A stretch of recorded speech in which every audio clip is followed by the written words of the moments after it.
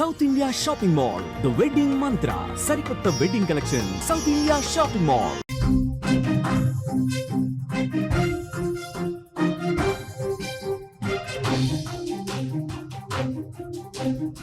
దేశవ్యాప్తంగా సంచలనం సృష్టించిన హనీమూన్ జంట మిస్సింగ్ కేసులో బిగ్ ట్విస్ట్ చోటు చేసుకుంది.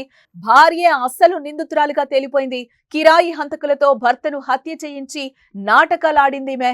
ప్రేమతో హనీమూన్ కు తీసుకెళ్లి అతి కిరాతకంగా చంపేసి నాటకాలాడింది. కానీ చివరికి దొరికిపోయింది. హనీమూన్ కేసులో భార్యే అసలు నిందితురాలు అని అంతా ఆశ్చర్యపోతున్న పరిస్థితి కనిపిస్తుంది. దేశమే దిగ్భ్రాంతికి గురవుతుంది. మధ్యప్రదేశ్లోని ఇండోర్కి చెందిన వ్యాపారవేత్త రాజా రఘువంశీకి సోనంతో ఇటీవల మే 11వ తేదీన వివాహం జరిగింది. పెళ్లైన తర్వాత మే 20న హనీమూన్ కోసం షిల్లాంగ్కు వెళ్లారు. అక్కడ గడుపుతున్న వారు కుటుంబ సభ్యులతో మే 25వ తేదీ వరకు కాంటాక్ట్ లో ఉన్నారు. తర్వాత వారి ఆచూకీ కనిపించకుండా పోయింది. ఇద్దరి ఫోన్లు స్విచ్ ఆఫ్ కావడంతో కుటుంబ సభ్యులు ఆందోళనకు గురయ్యారు.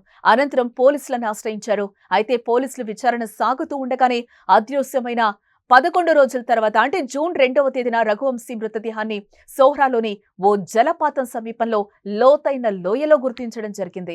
అతన్ని ఎవరో కత్తితో పొడిచి చంపేసినట్లుగా అక్కడ సీన్ మొత్తం కనిపిస్తోంది. కానీ ఆయన భార్య సోనం ఆచూకీ అయితే అప్పటికీ దొరకలేదు.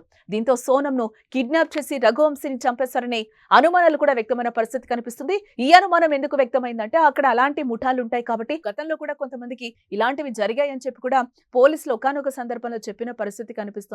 ఆ నేపథ్యంలోనే సోనం అండ్ రఘువంశీ కూడా అలాంటి మిస్సింగ్ కేసులోనే వాళ్ళు వెళ్ళిపోయారా, మిస్సింగ్ అయ్యారా అనేది కూడా అందరికీ ఒక రకంగా అంతుపట్టని విషయం.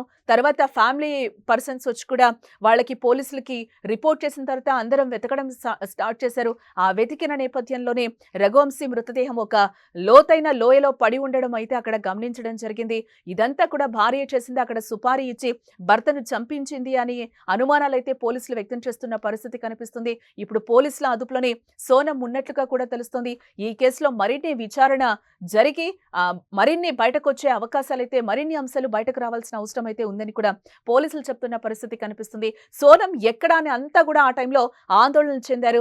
ఆందోళన చెందుతున్న వేళ భార్య భర్తను చంపేసిందని తేలడంతో ఆమెతో పాటు మరో ముగ్గురిని పోలీసులు అయితే అదుపులోకి తీసుకోవడంతో షాకింగ్ కి గురి చేసింది. మొత్తం కూడా ఈ కేసులో 4 నిందితులను అయితే అదుపులోకి తీసుకున్నట్లుగా పోలీసులు చెప్తున్న పరిస్థితి కనిపిస్తుంది.